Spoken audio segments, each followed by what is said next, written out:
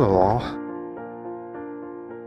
So that's some good news as far as when I left. Biden here in the U.S. was slightly ahead of Trump. Oh, that's such good news. And the Senate looks like it's going to be a 50-50 split, and the House is going to be slightly Democratic, just slightly. You know, with those odds, you could do almost anything. You completely get rid of all of Trump's crap. We could start doing the environmental work that needs to be done. But they say that we have to put the pressure on Biden to do these things. What do you think about that? Haven't we been putting the pressure on him for some time now? He was a vice president at one time, remember? So he knows all this stuff. Do we really need to put the pressure on? Let's go down this way and do a video. Now that some good news has finally hit. It was only a matter of time, and it was bound to happen. But look at how dried everything is.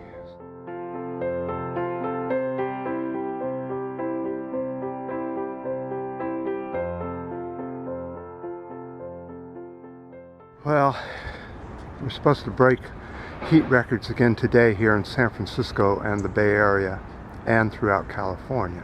So that's why I'm sweating to death. It's very warm already. Probably be in the 90s, they say. Because of Biden getting in and Trump getting out and into jail, I hope. Oh, wouldn't that be nice? Get rid of that thing. Put him as far away as you can get. He's so evil.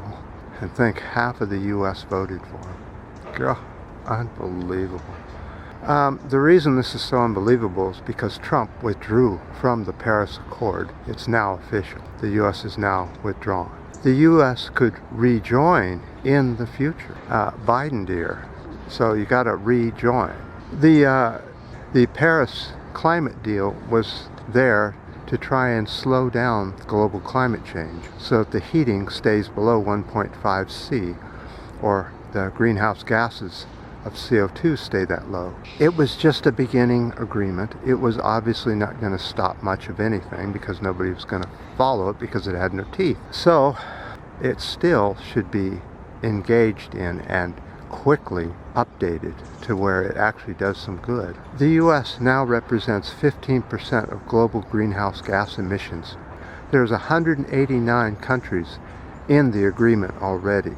Since there's an agreement started and it's already there, why not just join it and strengthen it to where it works? It'd be so much easier than trying to start something all over again, especially when the agreement did have some good stuff in it. It wasn't all bad.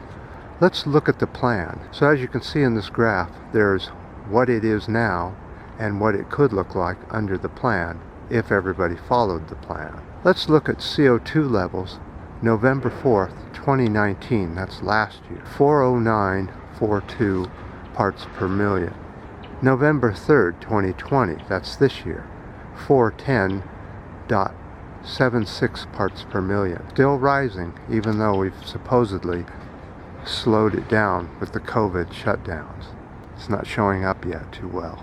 So another reason we really need to get the climate situation started, some kind of fix, is because look at this drought monitor. This is the latest here in the U.S.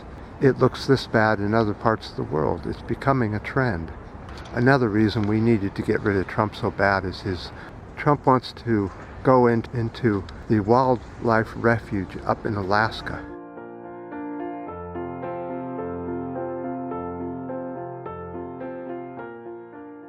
ANWR.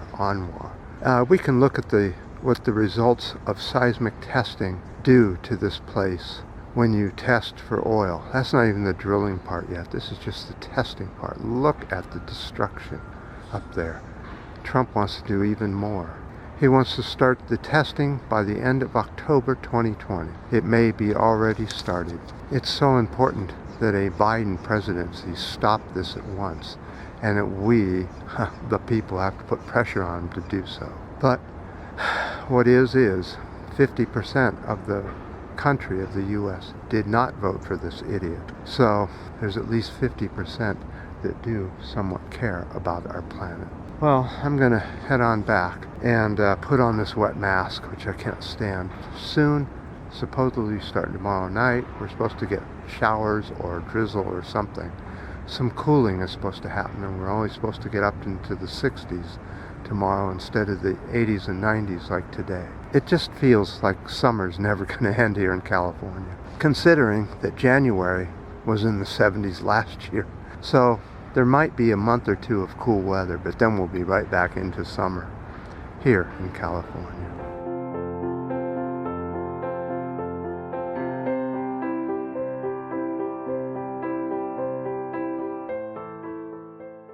So, if Biden does become the president, this channel will be pushing people to push him into doing something other than just sitting there asleep in his chair.